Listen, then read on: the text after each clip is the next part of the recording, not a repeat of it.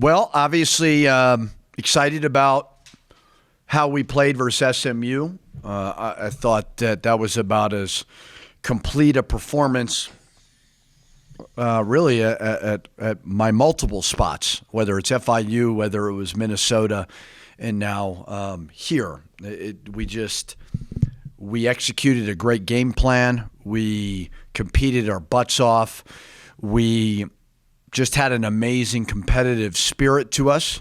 So hopefully we can build on it, grow from it. It's over with. Although it feels good, it has absolutely nothing with today, with our day of preparation, moving forward to a big one Saturday. Obviously, Saturday is a rivalry game. It's a cherry out, which I know we've been kind of blasting on social media, and we're trying to sell it out. We as of now, we just checked, we're a little over 12,000. So we're trying to get to that number of 15,000. I believe we will. And it'll be an awesome experience, and since I took the job, it's been, we got to pack the pit. Well, Saturday should be a great opportunity to do that, and we've got to lock in certainly on just today and have a great day of practice. How much of last year do you guys? Nothing. Yeah, nothing. It has nothing to do with it. They have 2 players back from last year's team. They got a new coach. Excuse me, getting emotional just thinking about it. So no, we don't discuss it at all. What about the idea of protect our home court, protect the pit, and what happened at the end of last year? Not game plan and X's and O's. Well, I told them because I knew you'd ask, and I discussed what the answer should be. But honestly, I don't tell teams how to ask or how to act when they beat us. I don't do that. I totally focus on our team and my job. I try very, very hard in my whole life to not focus on things I can't control. What we could control was executing better at the end of last year. So we've talked a lot about that. But how a team acts when they beat us, I'm not going to coach their team. So there's a lot of new players. There's, now the emotions of a rivalry game, certainly we want to discuss. But how a team responds when they beat us, if you don't want somebody to do something like that, don't let them beat you. That's the way I look at it. So we just go from there. So I try very hard to put together the game plan so that it doesn't happen again. And but we try to win every game. It doesn't matter if it's home. It doesn't matter if it's on the road. We try to take all the emotion out of it and just focus on what we can control. Coach, you said you're willing to talk to them about discussing about a rivalry game. What have you told them, and as far as your knowledge of this rivalry and stuff like that, what have you tried to pass on to them so they'll know what this is? Well, I haven't talked to them today because we had off yesterday, and we'll practice this afternoon. But as I said before, I really try not to focus on making any game bigger than it is. I think that the end of the day, it's great for the fans. It's great for our state. But other than that, I just try to go win the first possession and then see where we go from there and try not to be as outcome oriented as I possibly can. But it's the fun of college basketball. It's the fun of sports, playing in rivalries. So I talk to them more about how do you not let the emotion in the moment get too much of you to where you can't perform at your highest level, more so than anything else. So we had some entertaining games last year. At their place, that was an entertaining game. Even at our place, fun game. So it's unique. I don't know how many teams there are that play twice in the non-conference in the country. There's not a lot of them. So that makes it very, very unique. And it'll be a little bit better this year. The back-to-back last year I didn't love a whole lot, so it'll be a little bit more, make a little more sense schedule-wise. And what it was like for you after that SMU game, because social media, people could get at you and talk to you because the Lobo fans have been going crazy. I know on my end, they've been like, oh, man, I've been getting calls and people are super excited about what they saw. Well, I don't live in the world of social media. I don't really read my mentions. I don't do any of that. And that's not to say that I don't appreciate when somebody tweets something nice. That is a different world, in my opinion, than what reality is. I don't think that's reality. I think that is a hypersensitive world that we all think is reality, when in reality it's not. It's never as good as you think it is, and it's never as bad as you think it is. If I had it my way, there would be no social media. I think all of our lives would be easier if there was no social media. But one step at a time. I mean, I beat SMU. We're not going to get rid of social media. But so I don't live in that world. Now, it's hard with young people because that's a drug.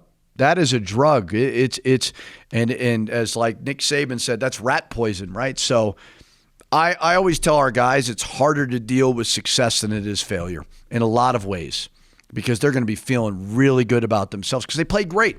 And they should feel good about themselves because they did play great. And they played a complete game. But it's all fleeting, so they're not going to hear that message from me that they've arrived. So if anybody's talking about us, I appreciate it very much. I'm grateful for the kind words, but I treat praise like I treat criticism. So you were real pleased with the defense, and you used like something about filling the gaps or something like that. You were pleased with that. Like, what exactly is that? Well, I think that we put an emphasis, certainly, and we always have, of being more aggressive on the ball. But SMU, very good one-on-one players, so we were a little bit more aggressive one pass away. And I don't think it was a whole huge change by any means, but we were just a little bit more aggressive one pass away and shrinking the gaps because we got to use our speed better defensively, and because we don't have great length on the perimeter. So we did a good job of keeping the ball out of the paint. Paint touches are huge, and we got some steals and were able to get on the break. I thought we were phenomenal on the break. I mean, phenomenal. Our bigs were running so hard. We got to find them more. We were absolutely lethal when we got out. So in order to do that, you got to get steals and you got to get stops. As far as New Mexico State goes, DeShondre Washington is a guy that it's easy enough to make the Hunter Maldonado comparison. I want to know if that's just a lazy comparison because he happens to be 6'7" and playing point for them a lot. Yeah, I mean, there's some similarities for sure. Very, very talented player.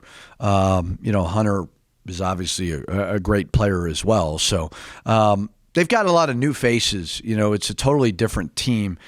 He's certainly very, very talented. Pinson's talented. They're athletic. Whenever you play a team who has a week off, you're always a little bit concerned because you just don't know what you're going to get. You don't know what you're going to get a lot early in the season. But he's a big guard, and he's talented, and, so it's not a bad comparison at all. Is Javonte a guy that, it seems natural he would be a guy that might get that matchup a lot? We'll see. Yeah, we'll see. We've got to be kind of prepared for a little bit of everything. So we'll work on the next 2 days and kind of see how it looks and then kind of make a decision from there.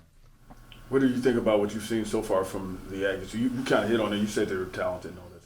Yeah, good team. Obviously new coach, new coaching staff, a lot of new players. So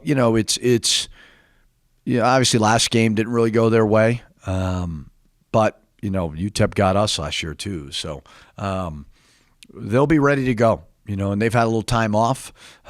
We have not. We played Tuesday and then travel back Wednesday, and so now we got to do our very, very best to flush whatever that was the other day. Although it was great, that's got nothing to do with today's practice. So it'll be a challenge. New Mexico State, doesn't matter where, when, whatever. It's going to be a challenge. What did UTEP do that was so successful? They're really aggressive defensively. They did it to us last year too. So I think UTEP's. I think their coach does a really, really good job. So they made us look bad at times with their pressure and their aggressiveness. We don't play exactly like them. So it's just one game. You look at it, you evaluate it, and see does it coincide with the way that you play or not. So other than that, I don't know. I can't speak a whole lot on UTEP. In order to prepare for this game, not only you're looking at New Mexico State tape this year, but you're going back looking perhaps at all the last year when Coach Hyde was at the JUCO there in Florida, and then they were winning a lot of games. No, not a whole lot. It's harder to find the film on all that stuff. So you take what you got this year, and go. Like I said, it's not even. It's hard to even watch last year's games because so many of those guys aren't there anymore. I'm watching the Texas game last night, and Rice is on Texas. So totally different game. So you take kind of what you have this year and go from it.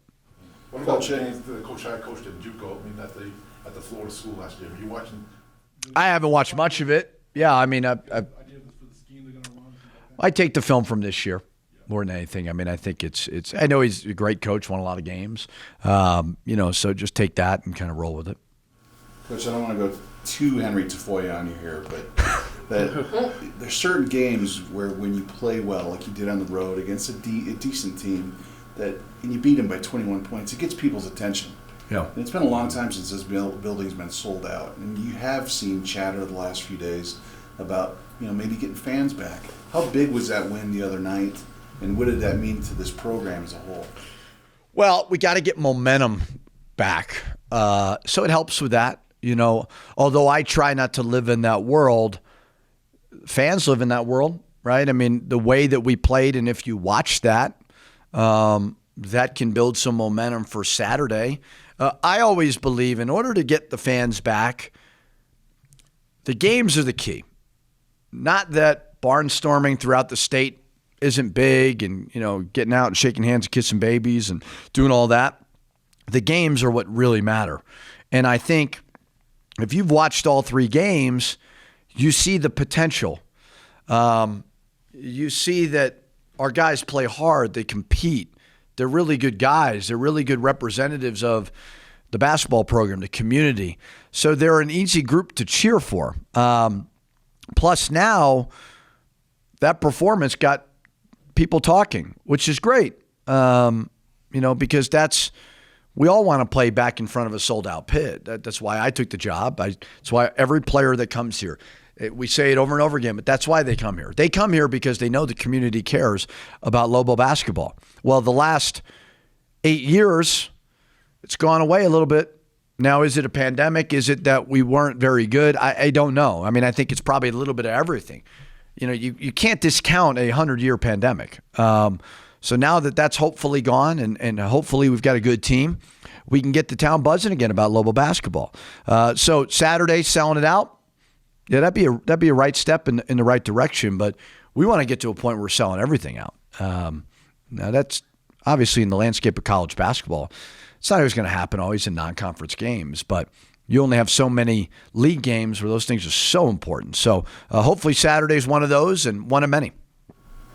You mentioned some people took notice, obviously, and you also mentioned the rat poison to social media. Have you ever asked your dad to get off social media?